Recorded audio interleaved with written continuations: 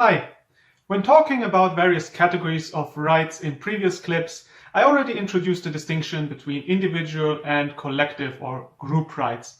In this video and the next one, I want to elaborate on that, focusing here in particular on the right to self-determination, and then in the next clip on minority and indigenous peoples' rights. But before I get to that, a few words on the notion of group rights in general.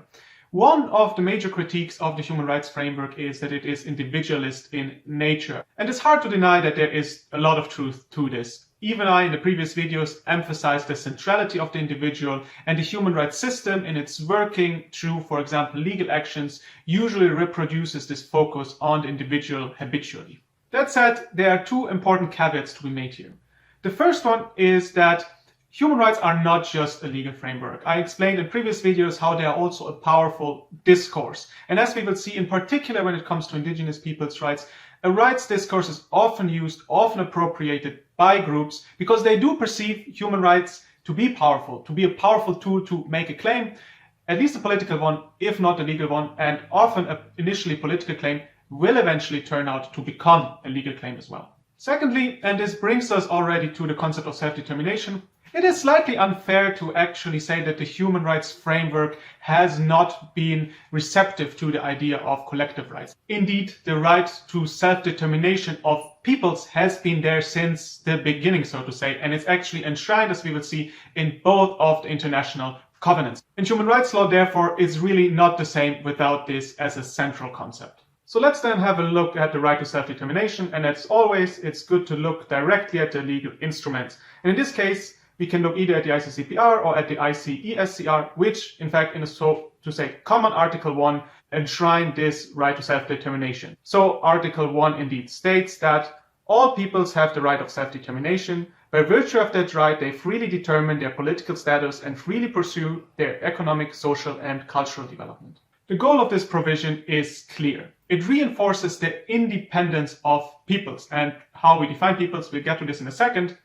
But for now, it's important to see that it is independence from external influences, both politically speaking, so in organizing your community, in organizing your peoples, but also in terms of the development. And that also includes, obviously, economic, social, and cultural aspects. So this is a very broad provision, and it is intended to leave no doubt that self-determination as an integral kind of pillar of the international legal community is not there to be narrowed down or watered down or circumvented. No, it is there to be fulfilled. The second paragraph of Article 1 adds bone to the meat. And again, let's have a look at it. It states that all peoples may, for their own ends, freely dispose of the natural wealth and resources without prejudice to any obligations arising out of international economic cooperation based upon the principle of mutual benefit and international law.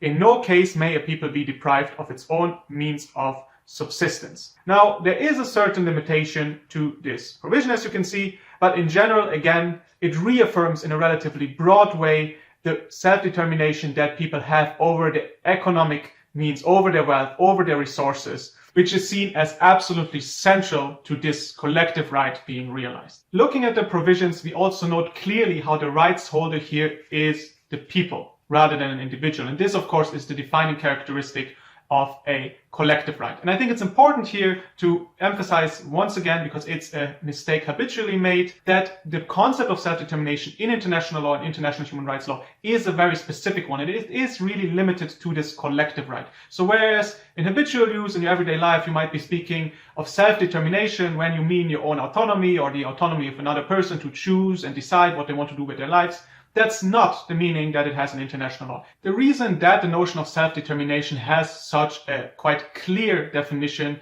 in international law has something to do with how it emerged. And it is indeed in the 1950s, 60s, and 70s, and in particular under the aegis of the United Nations, that self-determination became really a central goal of the international community. Ensuring self-determination in particular in a context of decolonization.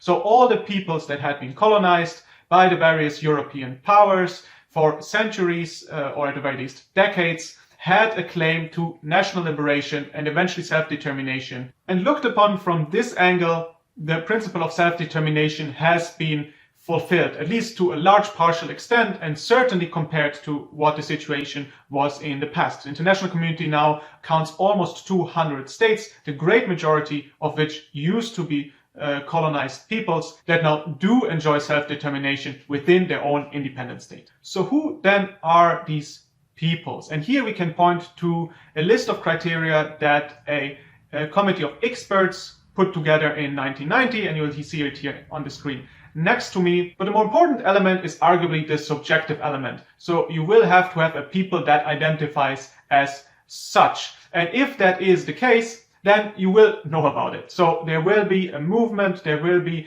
a political mobilization on behalf of those peoples. You might have heard their plea being made in international forums. So at the end of the day, it will be clear or evident, as the textbook says, when we have a people in front of us that are legitimately able to invoke the rights that are protected under the Common Article 1 of the two covenants. What is quite evident, I think, is that you cannot rely on the stance of the government, especially if it is opposed to the peoples and their sort of plea, and whether they consider it to be actually a people or not. After all, if they are the duty holders of realizing the right to self-determination, then they might have a strong interest to deny the status. On a final note, it is important to point out that the right to self-determination outside the colonial context in which it was initially created does not give the right to political independence, or, to put it more bluntly, secession under international law. Indeed, if you are a people, if you identify as such,